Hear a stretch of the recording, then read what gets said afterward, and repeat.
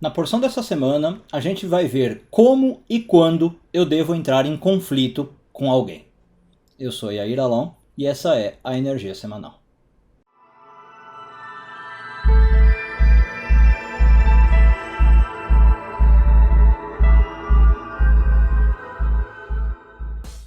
Vamos ver um pouquinho de contexto do que está acontecendo na porção dessa semana para poder entrar na mensagem dela.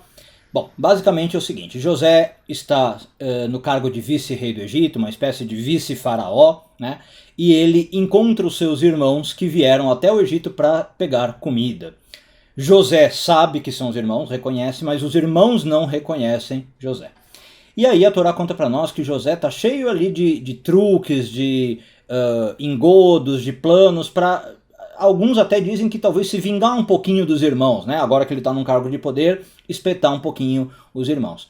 E José então realmente faz ali várias acusações com os irmãos, fala que eles são espiões, que eles vieram para o Egito com más intenções. E os irmãos, como eu disse, não sabem que é José, eles acham que estão tratando com um poderoso senhor egípcio e estão ali meio numa posição de subalternos, né? E uma hora o José, usando dessas artimanhas, fala assim, vocês têm um irmão mais novo, né? Eu quero ver esse irmão mais novo, se vocês não trouxerem esse irmão mais novo, eu não vou dar comida para vocês. E obviamente ele está falando do Benjamim, né? Um filho que nasceu depois que o José tinha sido vendido para o Egito. Bom, esses irmãos então trazem o Benjamim, né? E José continua com os planos, né? Qual é o plano que ele faz? A Torá conta para nós que ele esconde uma taça de prata na sacola do Benjamim, na mochila, né, como se fosse do Benjamim, durante ali a conversa. E quando os irmãos estão indo embora com a comida, aparentemente deu tudo certo, o José manda um guarda ir lá chamar, né, e fala, roubaram minha taça de prata. Mentira, foi ele que escondeu. E aí então esse guarda vai lá, acusa do roubo, abre a sacola e a sacola tá lá com a taça de prata. Os irmãos ficam atônitos, né? Nem acreditam que algo assim poderia ter acontecido, como que o Benjamim foi roubar a taça de prata, ficam extremamente mal, enlutados, de choro, né? E aí a gente vê uma personagem se destacar, um dos irmãos se destacar, Judá, que inclusive entra na nossa tradição como um grande líder, entre outros motivos, né? Por esse aqui. Judá faz uma proposta nesse momento e fala, bom, se roubou, não temos muito nem o que falar, a gente propõe que a gente fique aqui todos como escravos seu, né, falando para o José, como punição pelo crime. E José, ainda nas artimanhas, responde, não, eu não quero que vocês todos fiquem como escravos. Vocês podem ir embora, fica só o Benjamim. Foi ele que roubou, foi ele que fica como escravo. Bom, e aí, nesse momento, o Judá tem assim um vislumbre, cai a ficha, né? Nesse momento, dizem os sábios, que Judá entende que ali o que estava acontecendo não era um castigo pela venda de José que tinha acontecido no passado. Né? Não eram os irmãos sendo punidos. Por que o Judá percebe isso? Porque justamente estava recaindo tudo sobre o Benjamim. E o Benjamim não tinha participado da venda de José. Né? Então o Judá fala, pera, tem algo estranho. Isso aqui não é lei de ação e reação. Né? Não somos nós tendo que pagar pelo que a gente fez no passado. Tem algo aqui a mais. Então Judá muda de atitude e aí vem o segredo que eu queria analisar com vocês. Judá se aproxima de José, mas aqui a gente precisa analisar essa palavra se aproxima. Se aproxima é a palavra vaigash, que dá nome a essa porção. Mas na verdade, por causa de jogos típicos do hebraico, a mesma raiz de vaigash é a raiz de colidir, de entrar em colisão. E o Zohar explica que, ok, você pode entender como Judá se aproximou, porque na Torá é isso, né? Ele fala, posso me aproximar de você para falar com você? Ele fala isso para o José, né? Mas o Zohar diz que na verdade aqui é mais do que se aproximar, ele está entrando em conflito, ele está colidindo com José. Basicamente em português a gente poderia assim dizer, o Judá engrossou o tom, né? O Judá ergueu a voz, ele percebeu, opa, pera, tem algo errado. E basicamente o que o Judá chega e fala é isso mesmo. Por que todas essas acusações? Né? Desde que a gente chegou aqui, você fala que a gente é espião, que a gente roubou, você fica falando do nosso irmão mais novo, quer ver... O que acontece? Né? Ele dá essa acusação. Ao mesmo tempo, ele também tenta despertar a misericórdia do José. Né? Então ele fala, olha, você está tentando pegar aqui um menino que é o filho mais novo de uma família, de um pai que já está velho, que já sofreu muito, né? Inclusive a Torá diz que quando José ouve isso, ele desaba, ele não aguenta. Ele entra em choro, ele pede para todo mundo sair, é uma cena muito bonita da Torá, né? sai todo mundo da sala e o José chora alto, diz que muita gente no Egito ouviu, e aí ele acaba revelando, olha, realmente era eu fazendo, aqui é o José, o irmão de vocês e tudo mais. Bom, então vamos analisar essa atitude do Judá, né? Por que que ele fez esse confronto, esse conflito? O que que mudou para ele perceber isso? Bom, já falando que lá atrás um pouco é porque ele percebeu que tem algo estranho. Isso aqui não é ação e reação, né? Mas o Zohar vai ensinar para nós que Judá está agindo com base num princípio cabalístico muito legal, que é o seguinte: quando você sabe o que você está fazendo, você tem que ir com força para lutar e para tentar transformar aquela situação.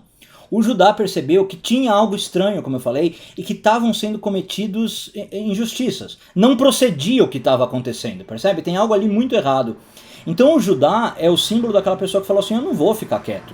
Tem algo errado aqui, né? Eu vou lutar para mudar isso. E aí o Zohar diz uma coisa muito louca até, que ele diz o seguinte: quando você está indo com esse intuito, nem importa muito o que você vai falar para tentar reverter a situação. Você pode até falar besteira, uma baboseira, né? Mas você está agindo com certeza, percebe? Você está enfrentando o que é errado, você está agindo por um princípio, por uma causa nobre. O Zohar diz, você vai ser próspero, ainda que você não saiba muito bem o que você vai falar. Talvez até Deus te ajude e coloque as palavras na sua boca. Então Judá está agindo por quê? Porque ele não aceita a injustiça.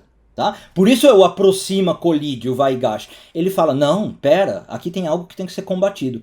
O Zohar explica, né, aprofundando, que Judá está falando de coração. Ele está falando com a consciência limpa. Ele fala, nós não roubamos, eu tenho certeza. Não teve roubo, não somos espiões. Então eu vou falar no que eu acredito ser certo. Posso até arcar com consequências, mas diz que o Judá nem pensou nisso. Dá para entender? Porque ele está indo com essa força. Até vamos aproveitar para fazer uma análise meio histórica, saindo da Kabbalah mesmo, né? Essa história que nós estamos contando, pessoal, está acontecendo 4.000 anos atrás, né? Os governantes, eles não são pessoas muito conhecidas por serem as mais misericordiosas. Até hoje em dia, né? A gente vê que governantes muitas vezes tomam decisões super autocráticas, muito pouco preocupadas com o povo, mas ainda se for estrangeiro, né? Vamos lembrar que aqui é um caso de um governante tratando com estrangeiros. Então se hoje em dia às vezes acontece isso, tem a coisa de estrangeiro não é ninguém, eu não preciso me preocupar, imagina 4.000 anos atrás, no Egito, né? Com esse contexto histórico. Mas ainda assim, o Judá fala, eu tenho que fazer algo, né? Ele vê uma crueldade cometida por um governante desses e fala, eu não posso ficar quieto. E muitas vezes o que o Zohar vai sugerir? Que a gente pense se não é o mesmo caso na nossa vida. Às vezes, infelizmente, a gente passa por crueldades, injustiças, coisas erradas sendo feitas por um governante, por um chefe, por um patrão, por alguém de poder, né? E a gente tem que ver o que eu faço. Então, por que que o Judá sentiu que ele devia se aproximar, apesar de estar tudo contra ele, né? Inclusive o contexto social, como eu falei? Porque ele está falando com a certeza de estar certo. Ele fala, não tem como eu estar agindo errado do ponto de vista espiritual. Do ponto de vista físico, pode ser que esse cara vá achar que eu sou abusado, alguma coisa assim. Mas eu sei que eu estou fazendo em nome da luz. Dá para entender? E aí, realmente, quando o Judá faz isso, é o que a gente poderia chamar na Kabbalah, e às vezes chama de proatividade, ele vai com essa certeza, né? A Kabbalah fala muito da importância disso. Realmente Judá muda tudo. Lembra que eu falei? O Zohar garante que uma pessoa, quando age assim, ela ganha prosperidade. Então, olha só o que acontece. Judá recebe o Benjamim, consegue manter o Benjamim e não fazer com que ele fique escravo. Revela quem é o José, com isso ele desmontou o José que chora e fala, eu sou o irmão de vocês. Ele consegue comida, que é o plano original deles, né? Para ele, para a família, e consegue abrigo para ele e para a família durante todo o período da fome, durante todo o período futuro, né? O José fala, bom, venham morar aqui, agora eu sou um homem importante no Egito, vamos ficar com uma cidade para nós, né? Então, olha quantos benefícios vieram por causa dessa proatividade do Judá. Coisas que ele nunca nem imaginava, né? O Zohar diz. Ele não começou o discurso pensando nisso, ele só começou o discurso com o quê? Tem algo errado, eu tenho que combater. Eu sei que eu estou do lado certo, do lado da luz, eu vou falar. Vou abrir meu coração, vou falar com a voz na consciência. E aí, certeza que os caminhos realmente vão se abrir. Um bom dia a todos, uma boa semana, Shavua Tov e tudo de bom.